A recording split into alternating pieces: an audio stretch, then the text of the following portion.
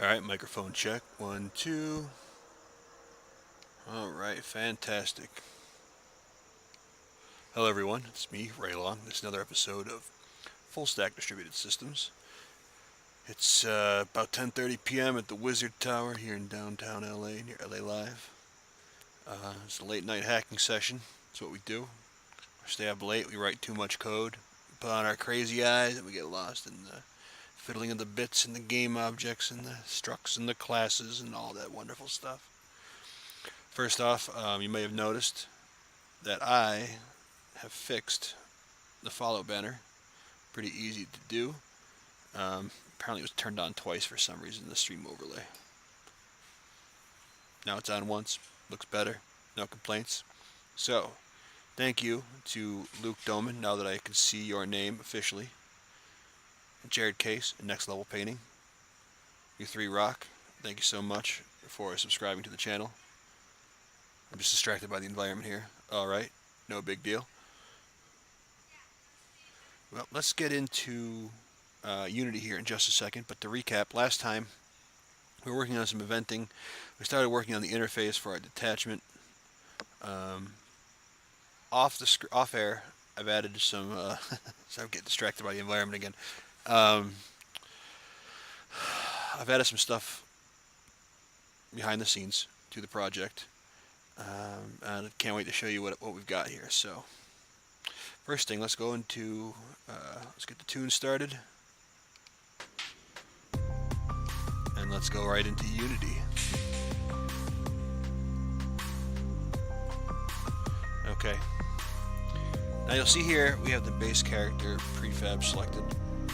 You'll see a new field here called rank. Now in here, let's see if you can see this. I hope you can see the pop-up. But essentially there's a pop-up here. We can go and see Visual Studio, we can go see the enum. I basically added a CommandHierarchyEnum.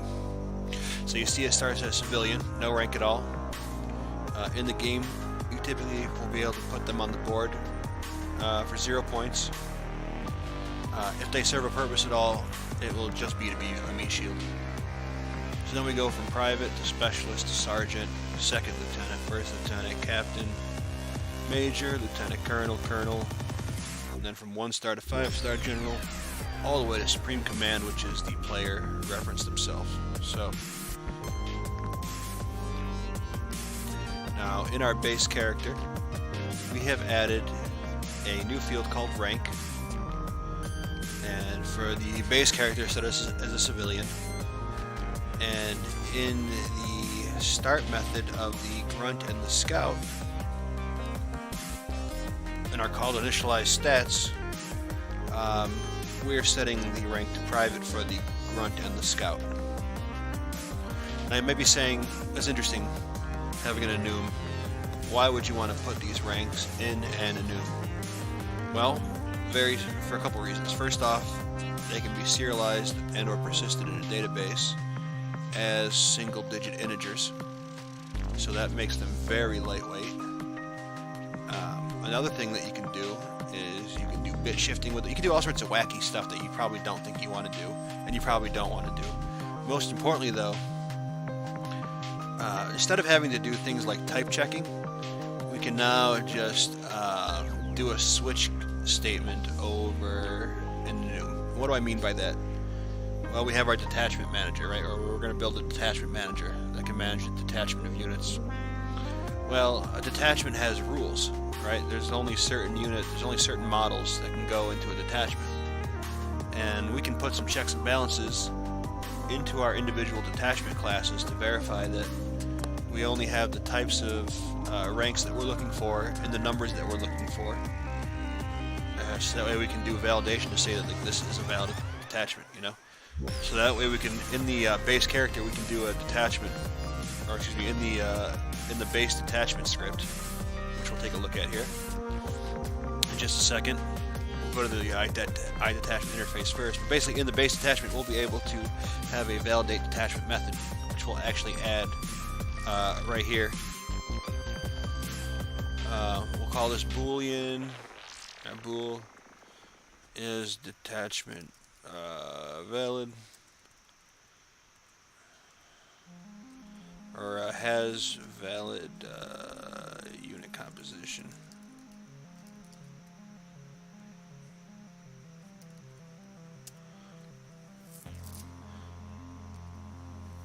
So we're going to go into our detachment class, and we're going to have to add this method.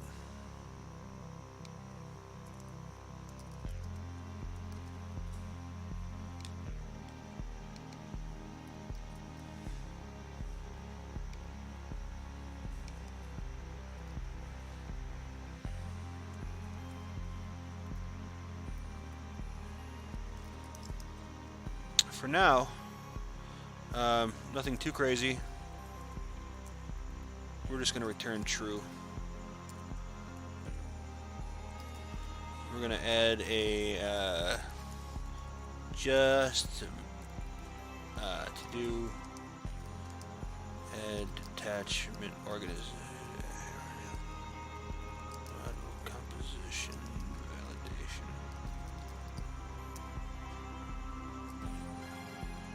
There we go. Actually, I want to make this a warning. Log a warning. Okay.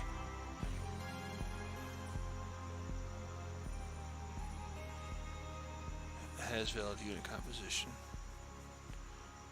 Has, oh, spelled it wrong. There we go. Now the interface should be implemented. So let's take a look at that IDetachment interface once again. Okay, so a couple of things I think we're going to need. We're going to need a detachment model add event and a detachment model remove event. Why? Well, it may be that adding or removing models to and from a detachment can have drastic effects on things like the special abilities that are stacked up detachment wide. I mean, all sorts of stuff, really. You know, and plus we want to be able to do things like any kind of internal bookkeeping that a detachment might need to do. The detachment class, it should be able to respond, so it doesn't have to keep polling during update. You know, by making events. So here's basically what we're getting to. By making events on our classes, we can get rid of stuffing messy logic into our update methods for our game objects. Because you have to remember, the update method gets called every single frame. So if you have thousands of checks to do every frame, you're going to need some, I mean, it's going to be, it could slow down your game quite a bit, you know?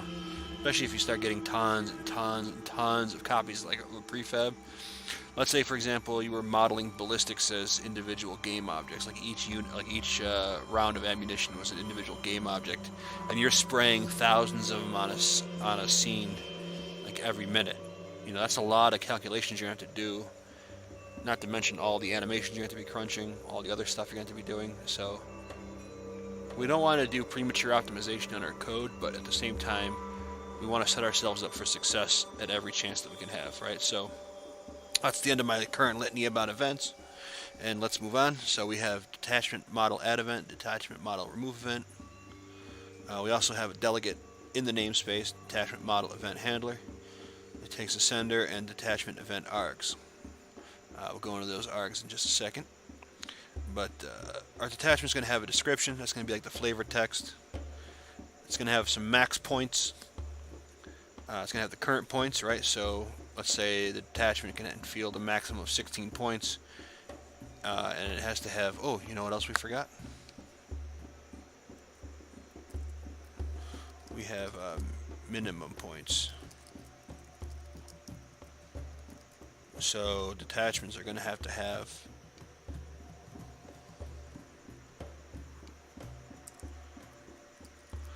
you might be asking, why am I doing it this way? Public fields and a public property. Well, very good question. I'm not entirely married to this yet, but in the editor, I want to be able to use the field, obviously, to configure the game object, but consumers of the game object should probably use the getter in case I need to add any kind of, encapsulate any kind of accessor logic, right? So reading the raw value is one thing, but if I want to put some rules behind presenting that value or transforming it or formatting it, I can do that in the getter pretty easily. So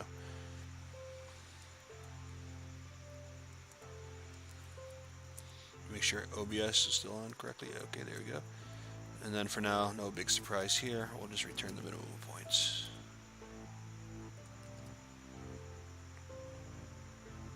Oh, what a dummy.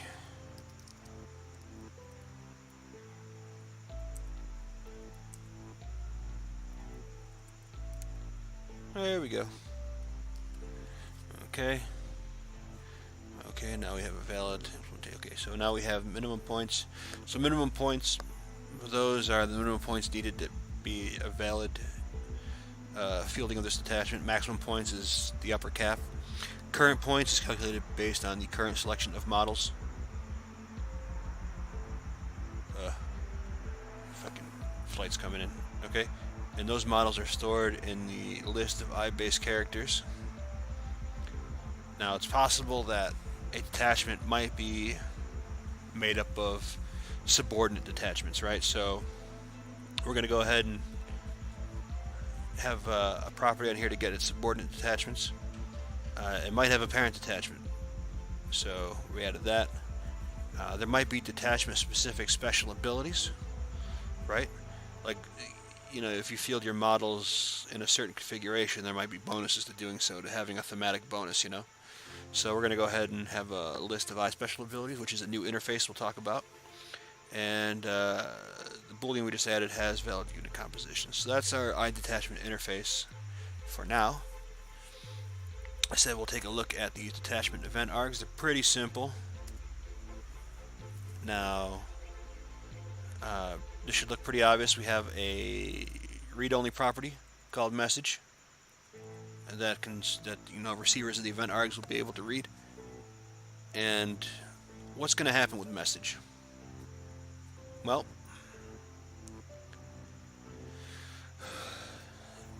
now there's a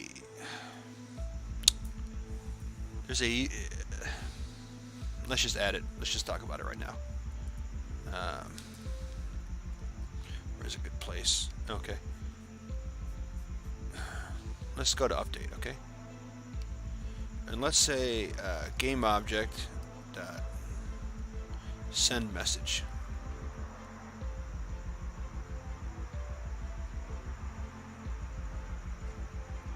So we have two really, really powerful methods on game object. We have send message and send message upwards. Okay, now send message takes two parameters, or rather three parameters. It takes a method name, a value to be passed as the parameter, and the options to send along with it, which is like an enum type. And what this does, let's say I have a game object, okay, and let's say that game object is my character, or it's a model, and that model has multiple one or many game scripts attached to it. By calling send message on by calling send message on that game object, I can invoke the method in method name and the parameter method name simultaneously on all scripts attached to that game object that have that method. I know that sounded convoluted, but basically, let's say you had a game object with 5 scripts on it. Each script was different, but each one had, I don't know, a start method. You could use GameObject.sendMessage to call start on every game object that's attached, or excuse me, every script attached to a game object. So it's very, very powerful. So here's the thing. I'm thinking that maybe, just maybe, when we have detachment add and remove events for unit composition, we may want to send messages to all of the remaining units, right? Or, you know, there may be messages, there may be methods we want to invoke detachment wide. So we'll get into it, we'll experiment with it. If it doesn't work out, if it becomes too much of a burden to make it work, then we'll rip it out and replace it with something more elegant. So that's what the message is all about in that class. So it'll be fun, I think.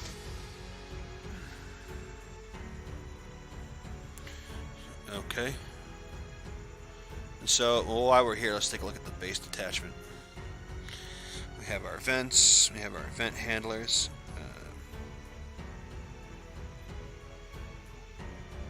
We see some code duplication with other event handlers that we've written before, so maybe there's a way that we can, you know, just pass in a bunch of parameters and make a generic method. Maybe. Our base detachment, again, I anticipate having logic wrapping these accessors, like when they're called in-game, but in the editor I want to expose the fields, the raw values, so that's what we're doing. Except for current points. Current points is has no backing field. It does have a private method though called calculate total detachment points, which does exactly what it says. If there are models in the models collection, then it's going to go through and make a tally of all of the point costs associated with all of those models. So that's pretty much it. Oh, here's something that's interesting. So we have a backing field of detachment special abilities. That's an array, but it's accessed via a public property, and that property returns a list of ISpecialAbility. Which, by the way, we should take a look at the special ability interface. So, here we go.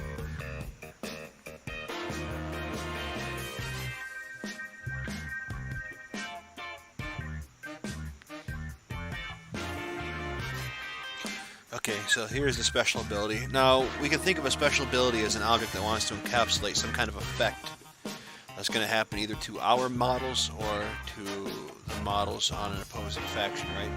Let's say if we're playing the game or using the engine. So I figure we're going to need an originating model, if any.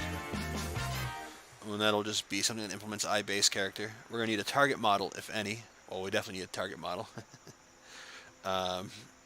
Maybe we need a game object that's the prefab. I don't know what we're going to do with that yet. That could be like an animation that starts, or, you know, I don't know what we're going to do with that yet. We still need to do some thinking about that. So we might just take that off for now. But if we have a prefab, we might also have a message for that prefab. We talked about the messaging capability of GameObject.sendMessage just a few minutes ago. And maybe we need an array of objects that we're going to send as parameters to these send messages. So you can kind of see that maybe, you know, maybe a model or some war gear or maybe a detachment has a special ability. And yeah, they should be able to be used by anybody. They should be able to target any originating model. Well, if Wargear has an originating model, it's probably not going to be an IBaseCharacter, but we could treat Wargear as a model that has no armor, unless it is armor, and has no movement. I don't know, I still haven't decided how I'm going to do vehicles yet either, so if you have any ideas on how we should model vehicles using the existing architecture, go ahead and leave some comments about it. I'd love to hear from you.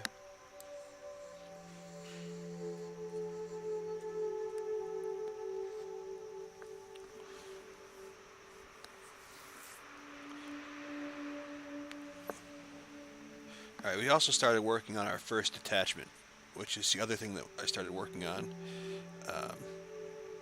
offline. And our first detachment is called a Recon cell. So far we have a very, very simple implementation. We have an initialized stats. We say max points cost 8. Are there min points? Let's go double check the secret documentation available to patrons. Let's see. What's our Recon cell? Recon cell. 8 points. We'll say a Recon cell has a minimum of 8 points and a maximum of... it's a very specific formation. And now we need to understand how we're going to model our detachment constraints, right? Basically our... yeah. So let's do...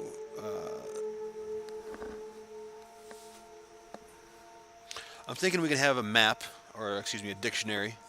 The key can be the enum from the command hierarchy enum, and the value can be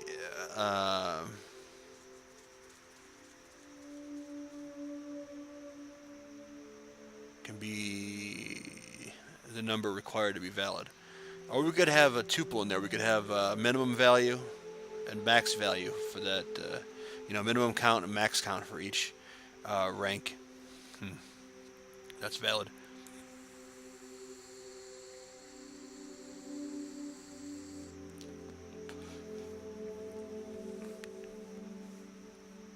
Let's go into our base detachment. And let's work it out here.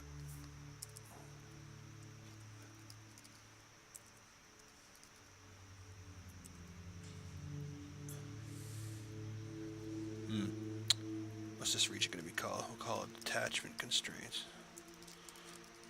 Detachment model constraints. Okay, so we actually need like a public, static, constant. No, we just need a public static dictionary. That's going to have a command hierarchy enum.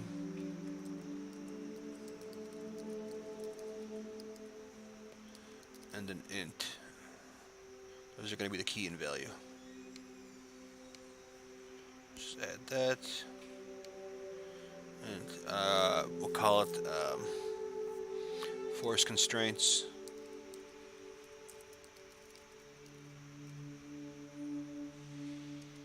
And we'll give this a new dictionary by default.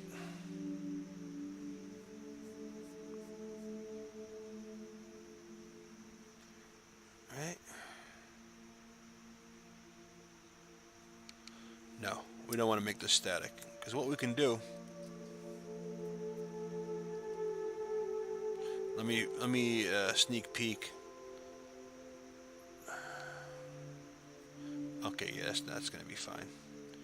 Okay, yeah, so the Unity editor can't show us dictionaries in the editor, which is fine. That's completely fine. So here's what we want to do in the Recon cell. In our init method,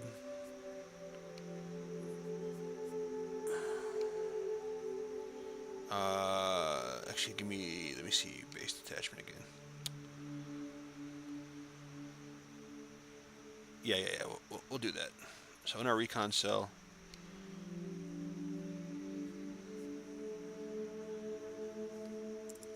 we can say force constraints.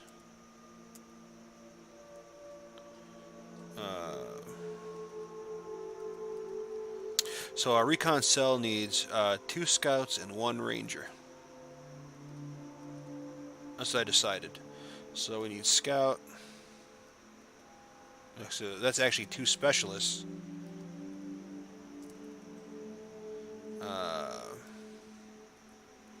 That's specialist.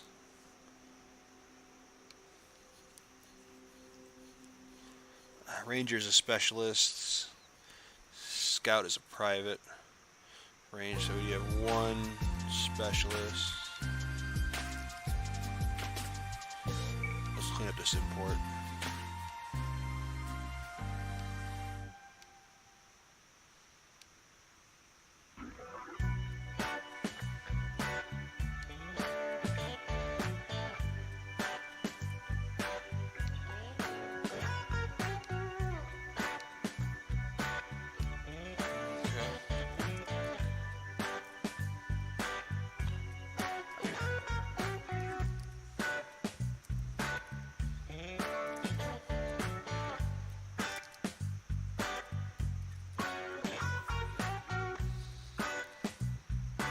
You know what we might want to have in our detachment is an army tag, or like a faction tag. We'll worry about factions later. Right now we're making command detachments that any, like universal detachments that any army we imagine should be able to field. And by doing so, hopefully the hope is that if we stay within the number system that's talked about in the documents available to patrons, then hopefully as we calibrate the system as we build it, we'll be able to make a reasonably balanced game engine. Not perfectly balanced, but reasonably engine enough to be fun and engaging, and with some modifiers to help nudge probability in your direction, like most of the time. But hey, sometimes, you know what? The lowest private sometimes gets the best on a 5-star general. Sometimes they get that lucky shot, you know?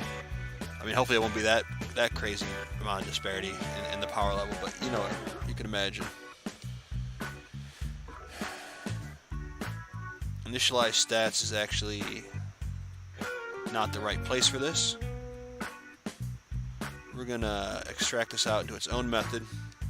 And we're going to say it's going to be a private method. We're going to call this calibrate force constraints, just because calibrate sounds cool and it is a calibration. So, but we actually don't want it to be private. That's silly. And let's rename it.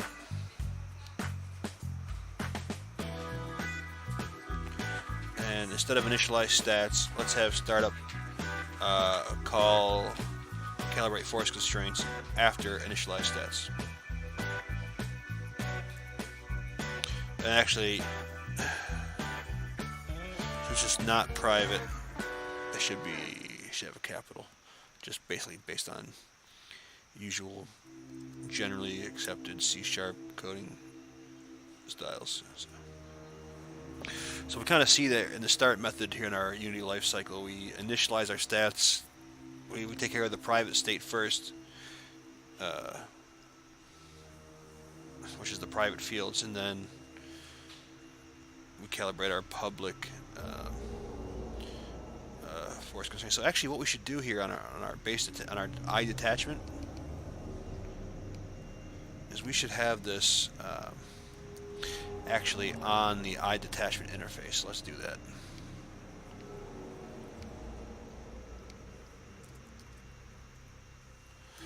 We should have a calibrate constraints. Calibrate core force constraints. Okay. So our base detachment probably doesn't implement it. So let's implement it.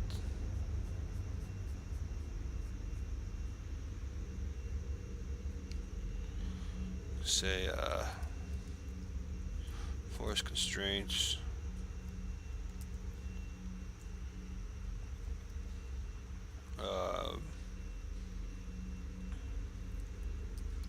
Civilian. Let's see, command hierarchy. Civilian.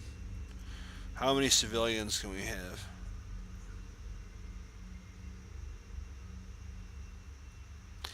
We'll say 3.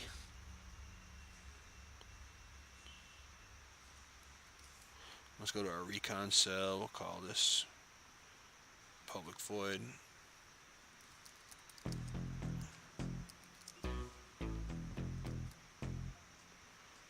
Okay. And on the base detachment, we might want to make this. Will that break the interface, or is it still legal?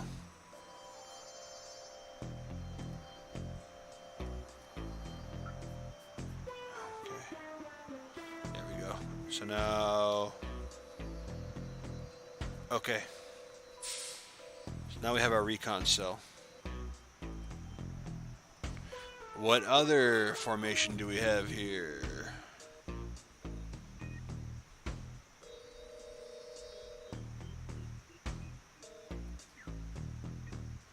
Well, see, the thing is a Recon cell actually is specific to the scouts. Right, so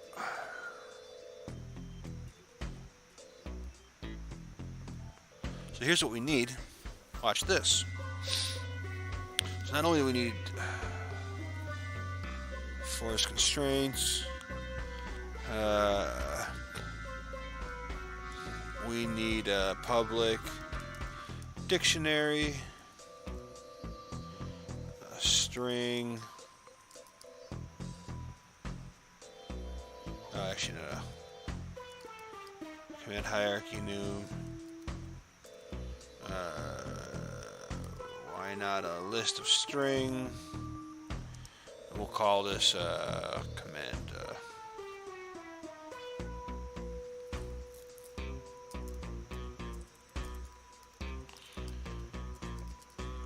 Force command jobs.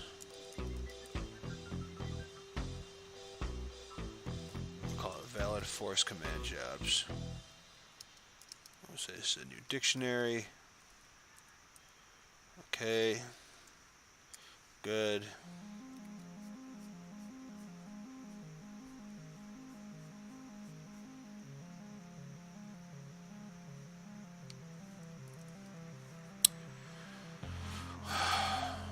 So now we need to calibrate these we need to calibrate these jobs too, so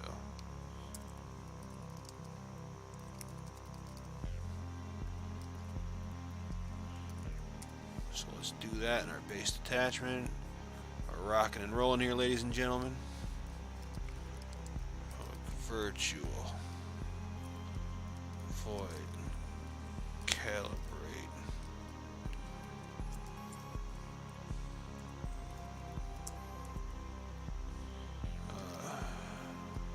Valid force command jobs. We're going to say command hierarchy enum.civilian.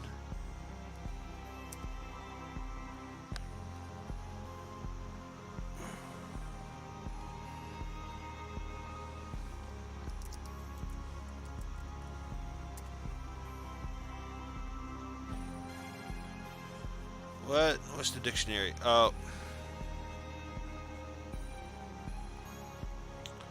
Need a new string list. New.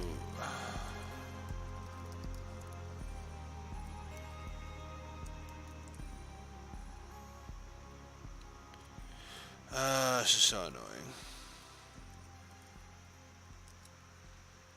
Having to use the right syntax and all. Alright. So we're going to say star equals wildcard slash all jobs. That'll make it easy.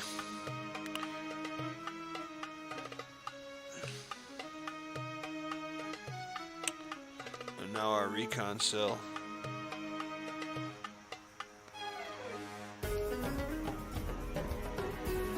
This doesn't belong in the private. Should actually have overrides.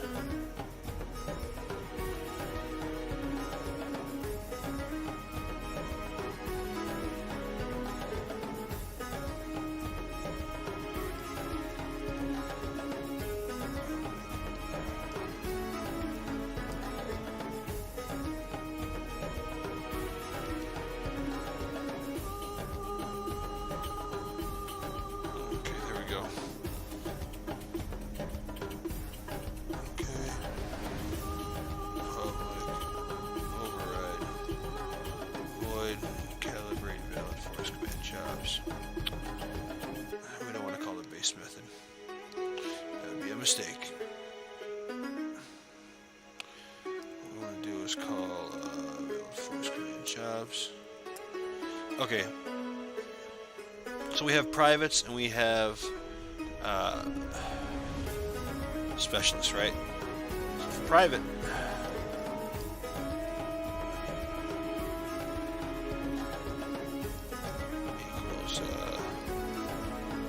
new.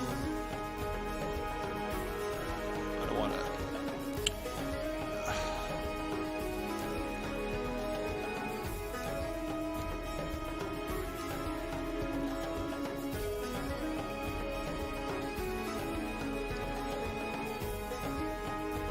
Our privates are called Scout.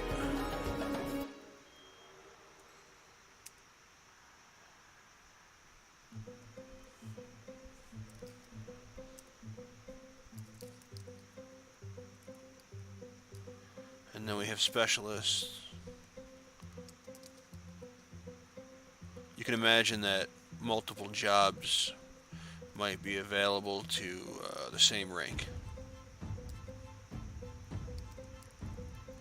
Right, and we'll go back and fix our example to be more specific so we can actually write one piece of logic then, and we can short circuit a different level. I mean, I'm rambling right now, but I'm just kind of going through my highly accelerated internal thought process. So our specialists are called Rangers. Okay. Go to our base detachment.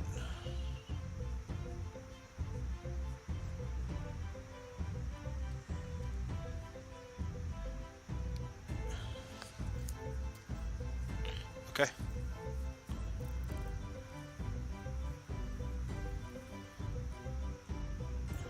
Now technically, I should be able to safely look up I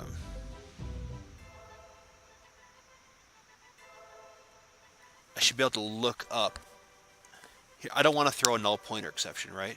So the base class should handle every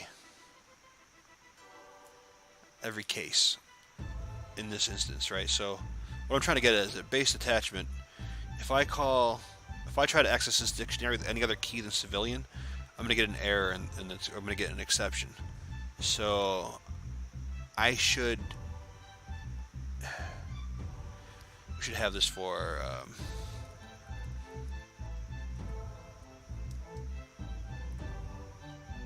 we should have something.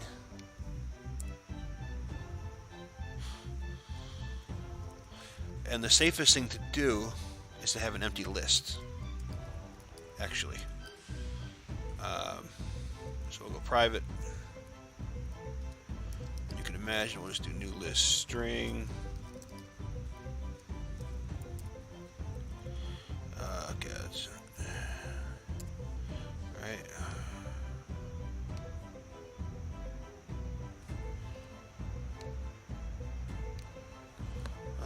Shift end.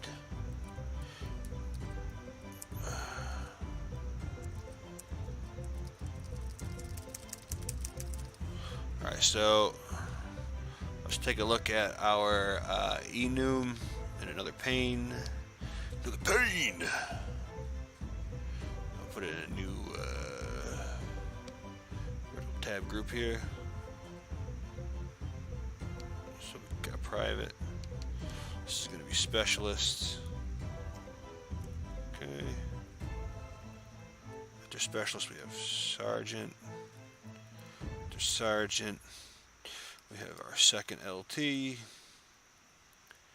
we have first LT. We got captain. Yar. Captain probably should have a vessel for certain armies. Anyway. Even if it's a single person vessel. What a cruel joke that would be, huh? Unless it was a giant fucking mech, then joke's on me apparently. Anyway, Colonel, full bird, 1 star. May have gone overboard here with the enum. 2 star. So we don't want our code to be brittle, that's why we're taking the time to do this. Just to be complete.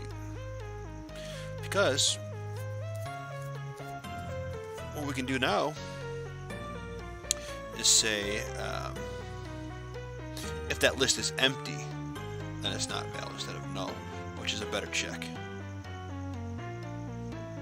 It means I can accidentally use a key anywhere, any one of these keys that are valid, and get some result back. Even if that is like a no operation. From the standpoint of the code, that's still better than a null pointer exception, right? So, oh, I was off by 1.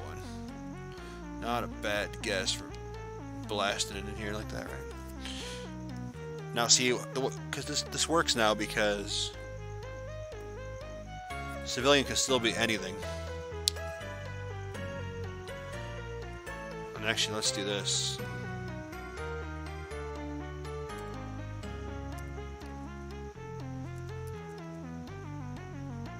we are actually going to say right now that it's a new list. Like it's an empty list. No civilians.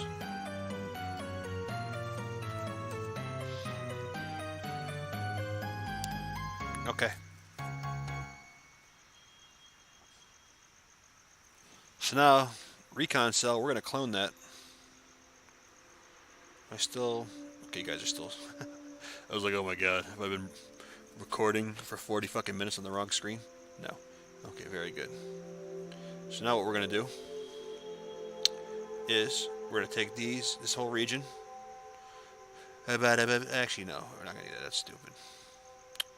Where's our detachment cell? Recon cell. So, patrons will also know that next to the Recon cell, we have a Demolition cell. That's right. Yeah.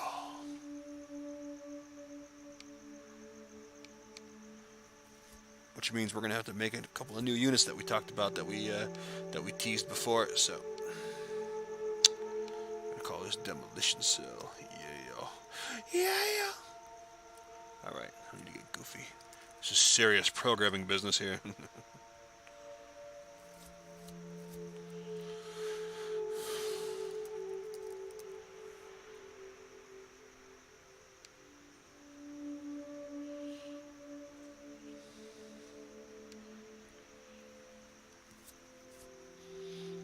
We have, so on this side, in the Demolition cell, we can only have privates who are Grunts, and we can only have specialists who are Marines.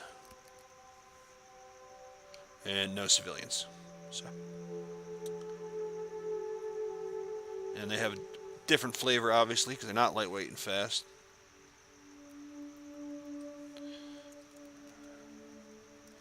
Heavily armored. And full of weapons.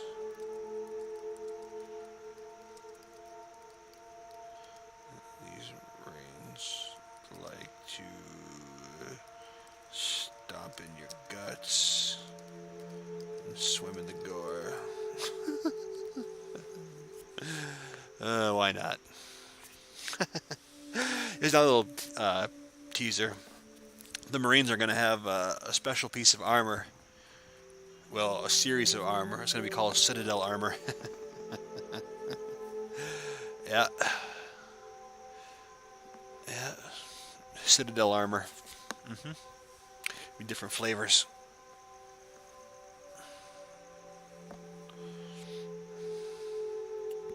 It'll be an homage to some certain space warriors whose copyrights I will not infringe. Let's just say there will be pauldrons. Oh, there will be pauldrons. Big fucking pauldrons, too. Impractically large pauldrons that serve no fucking purpose. Okay. So now, here's what we need to do to our base model. We need to have a job. Our base character needs to have a job. So we probably want that on the interface too. Damn it. So we'll call this, we'll just use a string for now. We can make constants out of these. We'll say job title. Could be an honorific for all you know. You don't know. Alright, let's go to our, we got a grunt. Oh no. Base character, of course. The actual base character needs to implement this new method. Or rather, this new member. Implement the interface. Where'd you get me? Job title. Okay, so base character.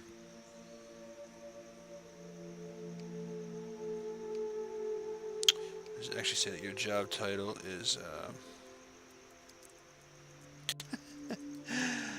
meat shield. That's right. Now, that's actually pretty cool. Let's go back to the civilian, or our base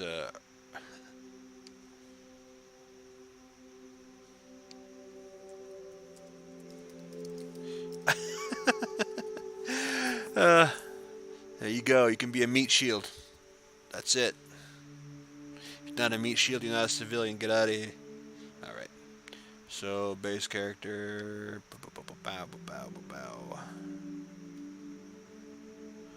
So now we gotta set the job title in our grunt and in our. Let's move this up though.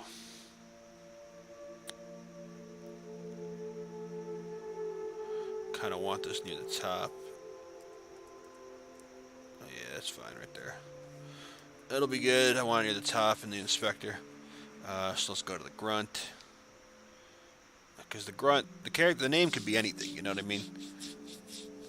But the title, that's what we want. Because the name of the game object could be Grunt 75, and we don't want to check for Grunt 75. We want to check for Grunt, right? So let's go to our initialized stats. This is part of the stat line, I guess. I'll allow it. Job title. Why did I do it that way? Oh, right, because it's on the interface.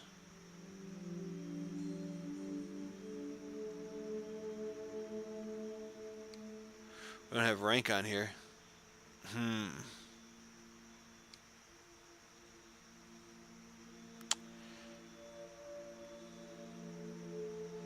I actually don't think I implemented base character correctly.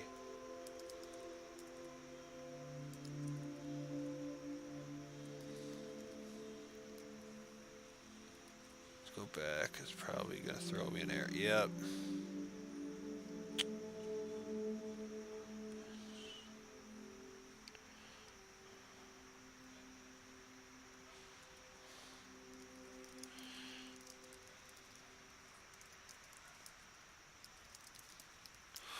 Oh, the places you'll go.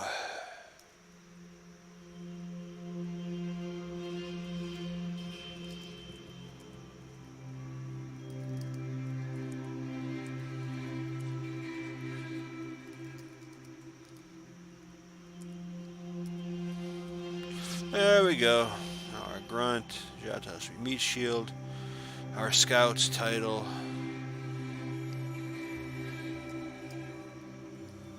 Our scout's job title is scout. Equals scout. Okay, let's go to our base detachment, right?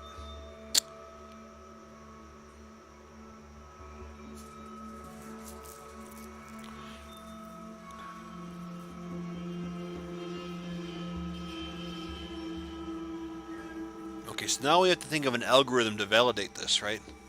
So somehow, has valid unit composition. We need to iterate over our force constraints dictionary and our valid force command jobs dictionary and compare that against the properties of each unit in our models property. So that's going to be a fun algorithm to write. And that algorithm, just think about it for a few minutes. Because the thing is, let's go, well, instead of stammering, let's do something interesting. Let's go take a look at the definition for dictionary. Look at that.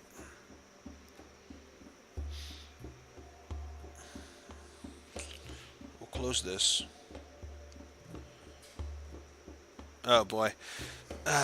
It's a pretty rich class. Okay, so it's... We already know this. It's a generic class that takes a generic key type and a generic value type. And then it implements IDictionary.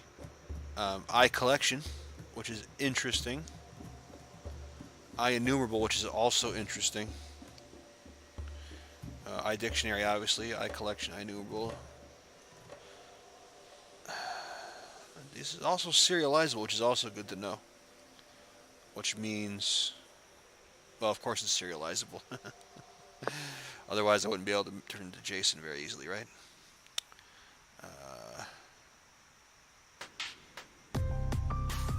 Okay. Here's what we don't want to do. We don't want to have a nested loop 3 deep, okay? The space-time complexity of a triple nested loop is ridiculous, and will only it may be fast with a few models, but when we're playing a 6,000 point game, it'll be anything but fucking fast.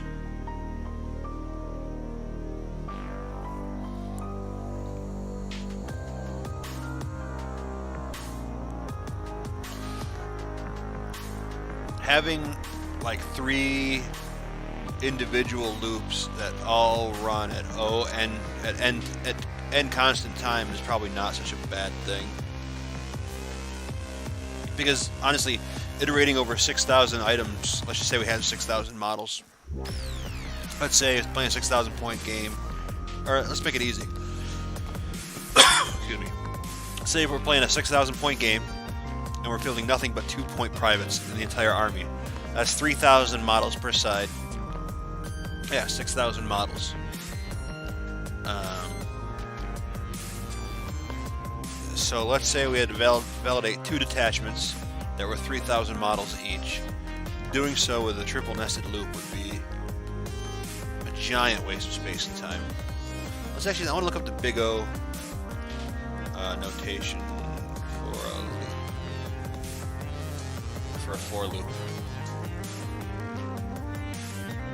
I used to have a really good bookmark. Let's see if I can find it.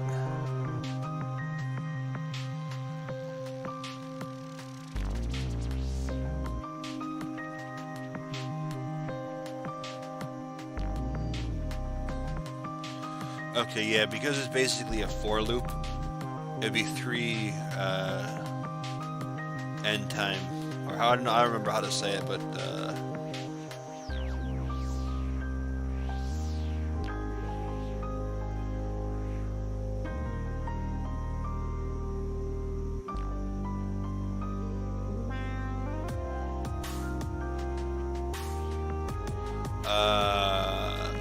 yeah, exactly. I'm just reading some Stack Overflow, and some computer scientists are weighing in with it, with some, of course, dense computer science answers that, fortunately, I can understand, but I'm not going to torture you with. So basically,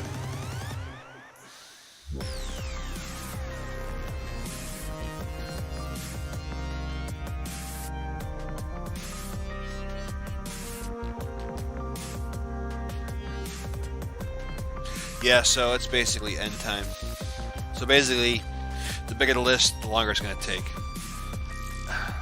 But Big O notation for a nested, for 3 nested loops is actually a common question.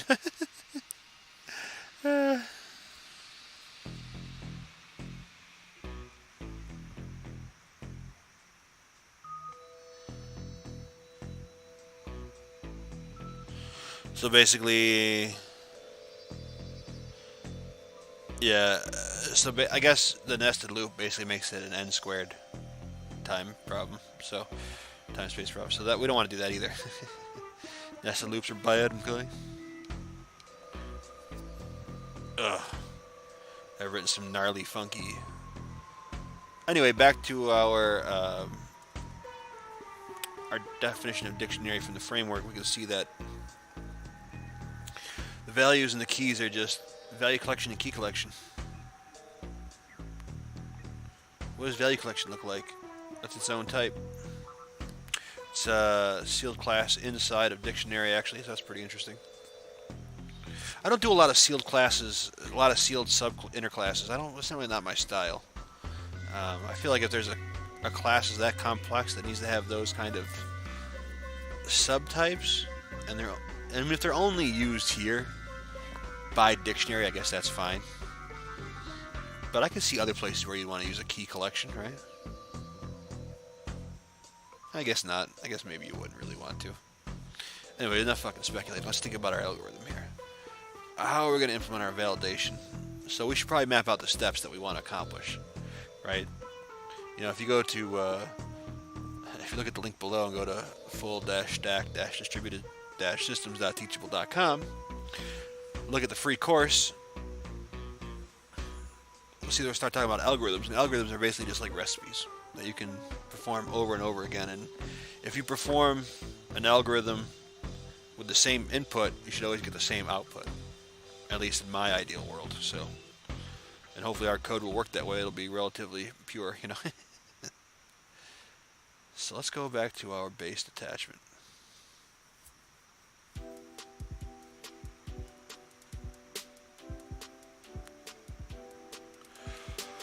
So what do we want to do?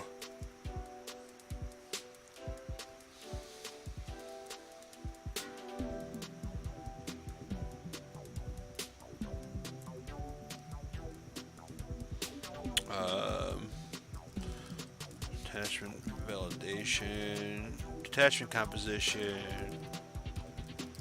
validation, algorithm.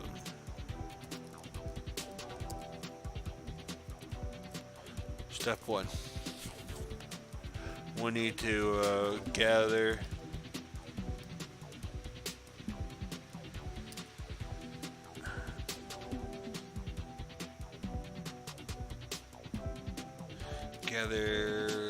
each command rank and total required.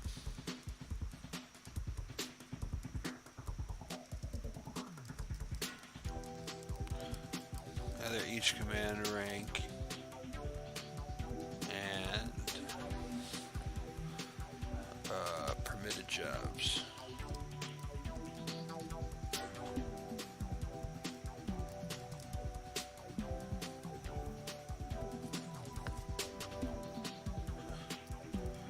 Iterate over all models, and for each model validate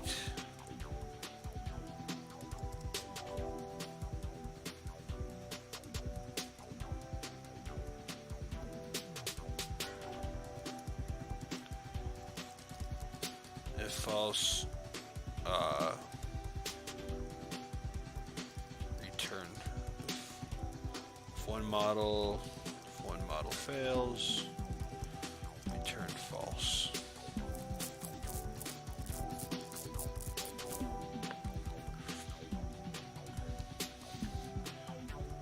Validate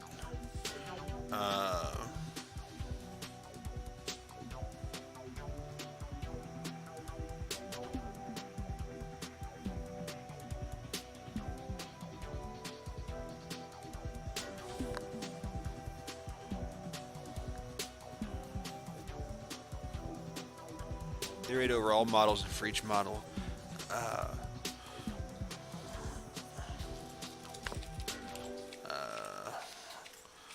validate the job, model's job,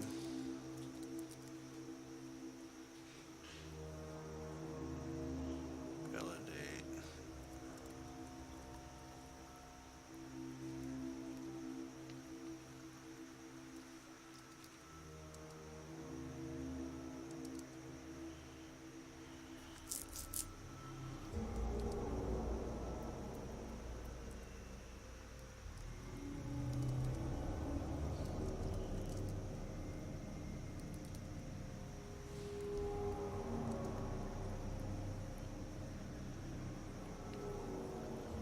model's current count, that job,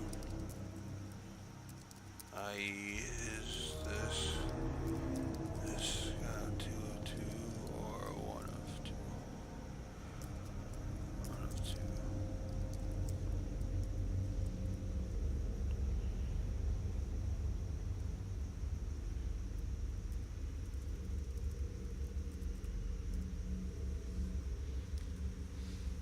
Okay.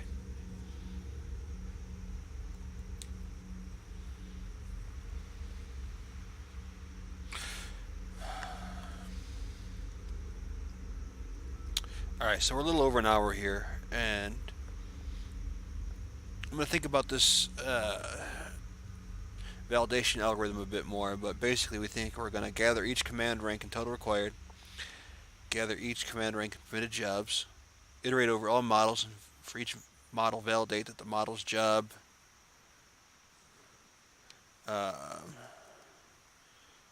is part of the set from step number 2.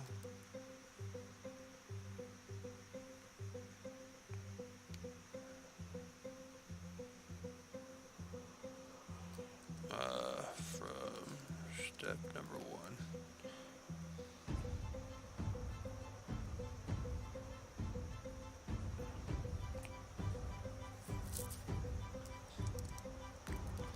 Else return true.